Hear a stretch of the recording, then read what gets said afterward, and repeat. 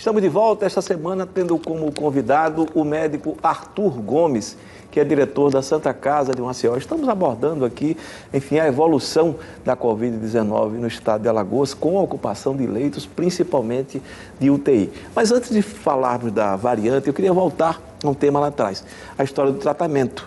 De fato, melhorou-se muito. E há ainda uma discussão, me parece que absolutamente intempestiva, quanto ao uso, por exemplo, de cloroquina, ivermectina. Como é que o senhor lida com isso no dia a dia, sabendo que muitos médicos, insistem no uso dessa medicação? Isso é um tema que tem saturado a gente que está no dia a dia, irrita, né? Porque as pessoas insistem nesse tratamento, que é um tratamento que não tem nenhuma comprovação científica que funcione, né? Falou-se em fazer off-label, né? Tentar um efeito que não foi feito a droga. Aí a ivermectina e a cloroquina tem um efeito bom para pacientes. Para algumas coisas, né? Malária, para verminose, etc. e tal, mas para hidroxicloroquina... Que olho, né? Não tem nenhum efeito na hidroxicloroquina, não tem nenhum trabalho científico no mundo que prove que esse efeito exista, né? Tudo que é trabalho que foi feito não tem. Tem alguns trabalhos mal desenhados em que sugere que há um efeito melhor, diminui a carga viral, mas nada que seja muito científico, né?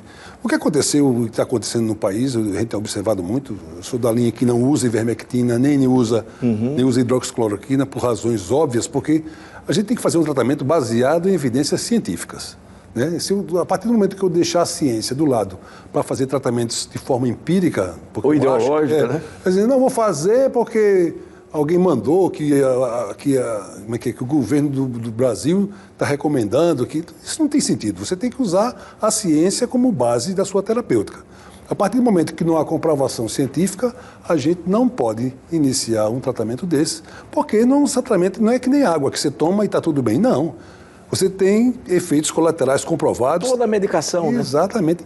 Pastor, mas a gente usa em doenças inflamatórias, usa na malária e não tem problema nenhum. Não tem problema nenhum, ponto e vírgula, porque os casos que têm complicações não são registrados e as doenças são outras doenças, são diferentes. A reação do organismo àquelas drogas é diferente. Então, a ivermectina, que parece ser inócua, tratamento de verminose, pode ter efeito, pode ter hepatite, está aí. Tem relatado agora há pouco um caso de hepatite que tem que fazer um transplante hepático, provavelmente, por causa de uma reação, né, à droga. Então, tem efeitos colaterais sim, pode ter, e o que é mais importante é que não tem eficácia no tratamento do coronavírus. Então, como não tem eficácia, a gente não recomenda, não está no protocolo da Santa Casa e de outros grandes hospitais no país, como o Einstein, como o Sírio-Libanês. Exatamente. Então, será que está todo mundo errado, que faz ciência está errada? Eu fico... Tem um grupo de pessoas que fica, você é contra o presidente. Eu recebi até ligações dizendo que você é contra o presidente e eu contra o presidente. O presidente não é médico, né? O presidente é médico, é o presidente do país, mas não é médico.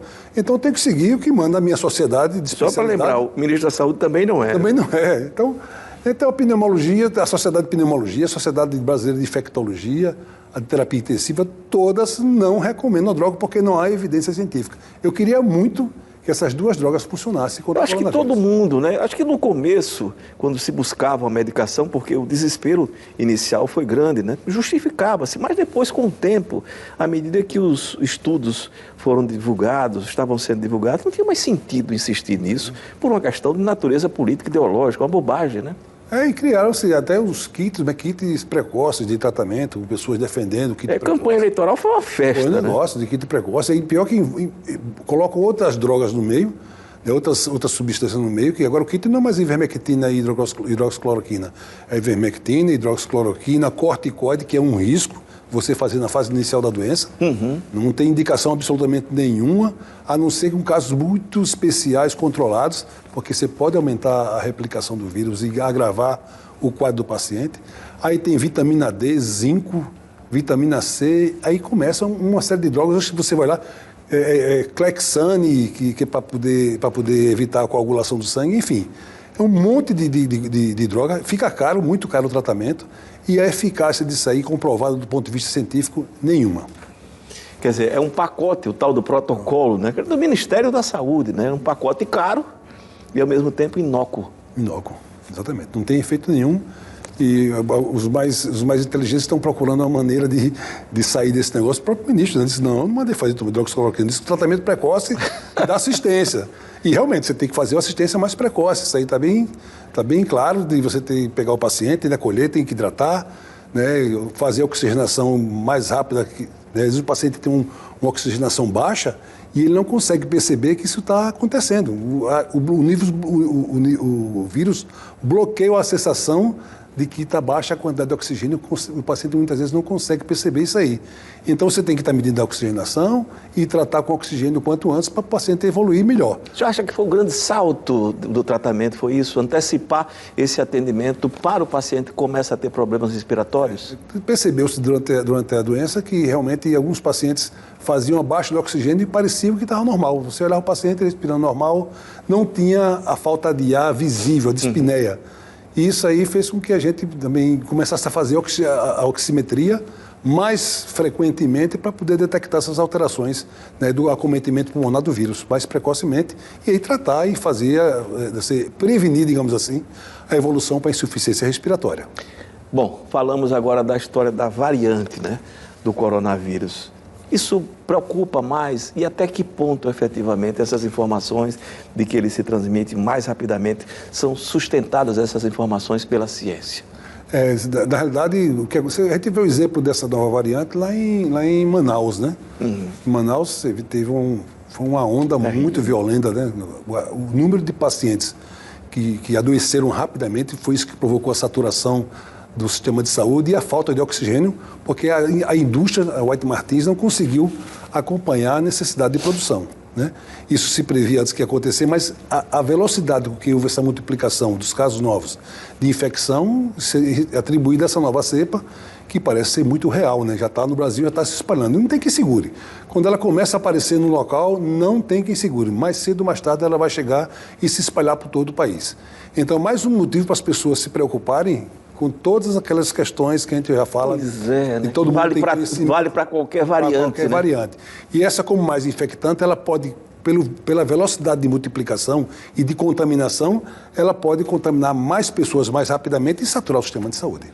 A solução, o senhor imagina que seja mesmo uma vacina que dê conta, inclusive, dessas variantes?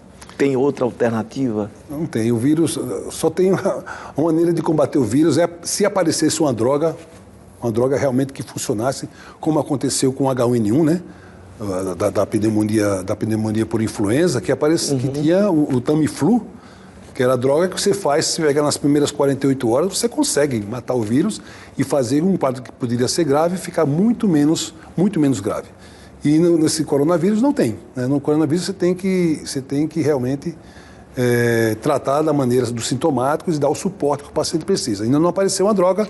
A esperança é que haja o aparecimento de uma droga que possa fazer isso, e o mais importante nesse momento é o sistema imunológico. Não é nada mais do que o sistema imunológico para poder combater qualquer tipo de virose, e essa especialmente. Então a vacina parece ser a solução mais eficaz contra o vírus. Está o exemplo aí de Israel, que você vê depois da vacinação ultrapassou 50% da população, há uma queda vertiginosa de novos casos de mortalidade. Pois é, e não foi com a história da medicação para o nariz, não, né? Não. Essa semana eu vi alguém defendendo, você falou de nariz, me lembrei, o cara defendendo sobre, médicos descrevendo sobre bicarbonato de sódio, no tratamento da Covid, acho que é no Acre. Então, meu amigo, é um negócio, já vi chá de boldo é até bom, faz até bem, né? Ótimo, a digestão é uma maravilha. Né? Mas não para coronavírus. Então, já tem gente falando de bicarbonato, de nebulização com bicarbonato de sódio, como tratamento, meu Deus, então a gente não sabe onde é que vai chegar nisso aí não, né? De novos tratamentos, nenhum sem uma comprovação científica realmente de sua eficácia. Daqui a pouquinho a gente vai falar um pouco sobre a questão do SUS. O SUS ampliou, né, a sua atenção e, aliás, o país descobriu, né, a importância e o tamanho do SUS. Manter o SUS funcionando nas dimensões de hoje, o senhor acha que é fundamental? O senhor responde daqui a pouquinho, até já.